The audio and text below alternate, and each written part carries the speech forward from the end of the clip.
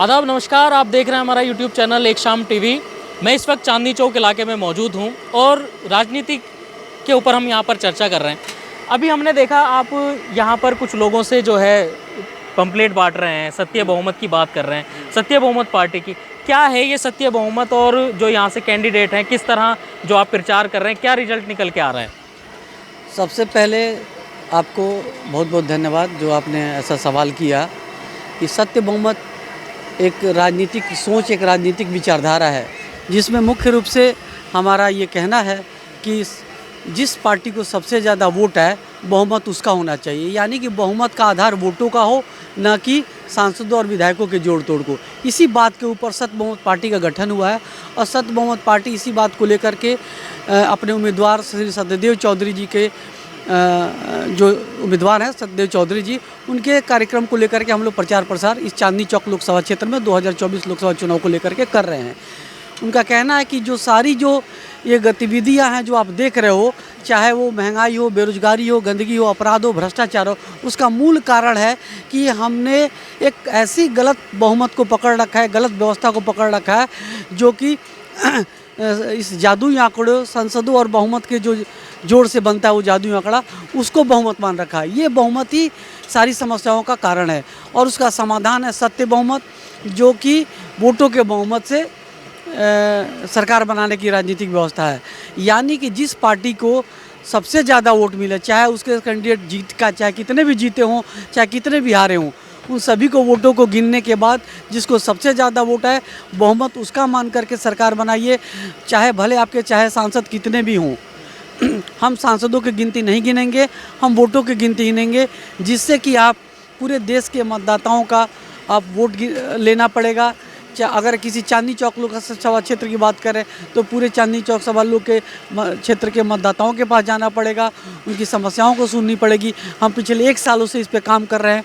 हम इसलिए 1 सालों से जो काम कर रहे हैं इसमें मैंने कभी किसी पार्टी को आज तक नहीं देखा, लेकिन जब से आचार संहिता लागू हो गया, चुनाव की घोषणाएँ हो गए, फिर भी हमारे को कोई ऐसी पार्टी नहीं है जो अपने उम्मीदवार हो या उसके कार्यकर्ता हो जो इसमें प्रचार प्रसार करते दिखाई दे रहे हो। टीवी के ऊपर तो ये दिख रहा है केजरीवाल वर्सेस ये बीजेपी का जो अभी गतिविधि बनी हुई है, लोगों को कहीं ना कहीं ये भ्रमित करने का है। मूल जो मुद्दे हैं उसे डेविएट करने की बात है। नहीं तो अभी कोई भी पार्टी नहीं है जो इस बात के ऊपर बात करिए कि भाई वाकई मतदाताओं को क्या चाहिए, उनके मुख्य मुद्दे क्या हैं।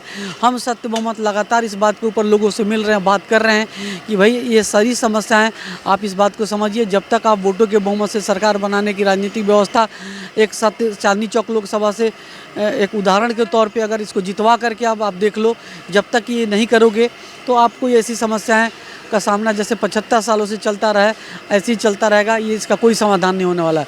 इसलिए एक उदाहरण के तौर पे एक बार आप वोट तो दोगे ही किसी न किसी को, एक बार सत्य बहुमत पार्टी को वोट दे के देखिए, सत्यदेव चौधरी को जितवा के देखिए। पूरे देश में की राजनीति की पूरी व्यवस्था कैसे बदलती है अपनी आंखों से देख लीजिए। कैसे समर्थन मिल रहा है? लोग क्या क्या कहते हैं? क्या देखिए, लोगों का तो ये सभी लोग लगभग यही कह रहे हैं कि हमें तो हमारे को अपनी जो मुख्य मुद्दे हैं, हमारे को जो महंगाई से जो हम परेशान हैं, हमारे को जो ये गंदगी, भीड़, अपराध, ये भ्रष्टाचार, ये सबसे बड़ा मुद्दा ये आपका रोजगार है, ये काम धंधा जो डाउन पड़ा हुआ है, इसके ऊपर लोग बात कहते हैं।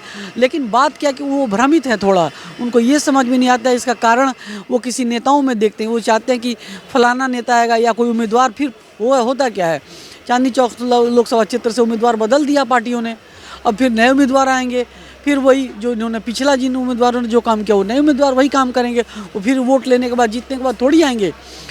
सत्य बहुमत पार्टी कह रही है कि भाई हम जो है आप मतदाताओं को शक्तिशाली बनाएंगे। हमारा शक्तिशाली बनाने का तर्क ये है कि जब आप वोटों के बहुमत से सरकार बनाओगे तो आपके वोटों की वैल्यू बनेगी, ताकत बनेगी, हर एक वोट की कीमत होगी। चाहे आपके वोट से उम्मीदवार जीते हारे, सरकार बनाने के लिए तो कम से कम आप उन सभी वोटरों की ज़रूरत होगी जिन्होंने वोट किया है, चाहे वो उसके उम्मीदवार हारे हों या जीते हों।